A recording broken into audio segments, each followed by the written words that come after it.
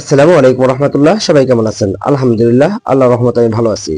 আজকে আমি চলে আসছি আমার ঘাসের জমিতে। এসে দেখি আমার ঘাসের জমিতে আরো অন্যান্য কিছু ঘাস হয়েছে, তাই সেগুলোকে আজকে পরিষ্কার করে দেবো ইনশাআল্লাহ। মূলত এই জমিটাতে এই প্রথম আমি ঘাস চাষ করেছি। এর আগে যেহেতু ঘাস চাষ ছিল না, তাই অন্যান্য অনেক ঘাস ছিল, সেগুলোকে পরিষ্কার করে এই ঘাস চাষ করেছিলাম, কিন্তু সেই ঘাসগুলো আবার নতুন করে উঠতে শুরু করেছে, তাই সেগুলোকে আজকে পরিষ্কার করে দিব। আমি যেহেতু ডেইরি সেক্টর নিয়ে কাজ করি, তাই আমি ঘাসের প্রতি একটু বেশি মনোযোগী হই। তাই আমি সবসময় চেষ্টা করি আমার খামারে যেন সবসময় ঘাস থাকে। এই ঘাসের জমিতে আসার মূল কারণ ছিল এই ঘাসের জমিতে এসে দেখে যাবো যে আজকে আমি সার দিতে পারি কিনা। এসে দেখি যে অবস্থা, এখন সেগুলোতে সার দেওয়া যাবে না। কারণ হচ্ছে যে এই যে অন্যান্য গাছগুলোর সাথে আমি যদি সার বনে দিই, তাহলে আমার যে লাগানো যে গাছগুলো আছে সেগুলো নষ্ট হয়ে যাবে। তাই আমি চেষ্টা করলাম এই গাছগুলো আগে পরিষ্কার করে দেবো। আমি মূলত এখানে লাইন করে গাছগুলো লাগিয়েছি, কারণ হচ্ছে এই লাইন করে গাছগুলো লাগালে কাটতেও সুবিধা হয় এবং কোনো সমস্যা হবে না, গাছের ফলনও খুব ভালো হয়। এখানে আমি মূলত 20% গাছ চাষ করেছি। অনেকে বলতে পারেন যে ভাই আপনি এত গাছ চাষ করেন কেন? আমি মূলত সবসময় আমার খামারে গাছ নিয়েই চিন্তা করি, কারণ হচ্ছে আমি যেহেতু ডেইরি সেক্টর নিয়ে কাজ করি, তাই আমার খামারে সবসময় ঘাসের প্রয়োজন হয়। বর্ষার সময়টাতে ঘাসের সংকটটা একটু বেশি দেখা দেয় খামারিদের, কারণ হচ্ছে বর্ষার সময় অনেক ঘাস মারা যায়। তাই আমি চেষ্টা করলাম যে উঁচু জমি দেখে ঘাস চাষ করব। তাই আমি এখন পর্যন্ত 2টি জমি পেয়েছি উঁচু জমি, সেগুলোতেই ঘাস চাষ করেছি। কি বলতে পারেন যে ভাই ঘাস ছাড়া কি গরু পালন করা যায় না? তাহলে আমি বলি হ্যাঁ, পালন করা যায়, তবে আপনার জায়গা জমি বিক্রি করে আপনার খামার করতে হবে। কারণ তা না হলে বর্তমান সময়ে যে পরিমাণ দানাদার খাদ্যের দাম, তাই ঘাস চাষ না করলে আপনি গরু পালন করতে পারবেন না আমি মনে করি। কারণ হচ্ছে বর্তমান সময়ে দানাদারের প্রচুর দাম।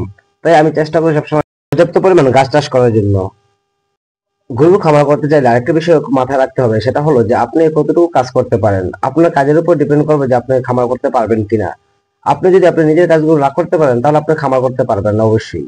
কারণ আপনি যখন আপনার নিজের খামারগুলো আপনি পরিদর্শন বা পরিচর্যা না করতে পারবেন, বা আপনার রোগ বালাইগুলো না জানবেন, তাহলে আপনি খামার করতে পারবেন না।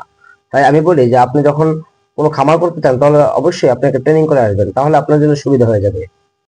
আমি মূলত এই জমিটাতে 2 ভাগে ঘাসগুলো লাগিয়েছি, কারণ হচ্ছে আমি অর্ধেকটা ঘাস আগে 15 দিন আগে লাগিয়েছি এবং অর্ধেকটা ঘাস 15 দিন পরে লাগিয়েছি। কারণ হচ্ছে আমি যে 15 দিন আগে গাছগুলো লাগিয়েছি, সেগুলোকে আমি আগে খাওয়া ফেলতে পারবো। এর পরবর্তীতে এগুলো বড় হতে হতে যে 15 দিন পরে যেগুলো লাগিয়েছি সেগুলো বড় হয়ে যাবে, সেগুলো খাওয়ানো যাবে।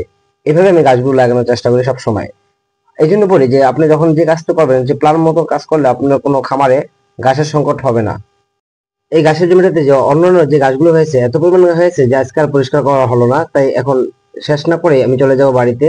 এখন যেহেতু সন্ধ্যার দিকে চলে আসছে, তাই আমি আর দেরি করব না, এখন চলে যাব বাড়িতে। বাড়িতে গিয়ে যে কাজটি করতে হবে সেটা হলো আমার খামারের হাঁসগুলোকে খাঁচায় ঢুকিয়ে রাখবো। এসে দেখি যে অবস্থা, সন্ধ্যা হয়ে গেছে কিন্তু হাঁসগুলো এখনো বাড়িতে আসতেছে না।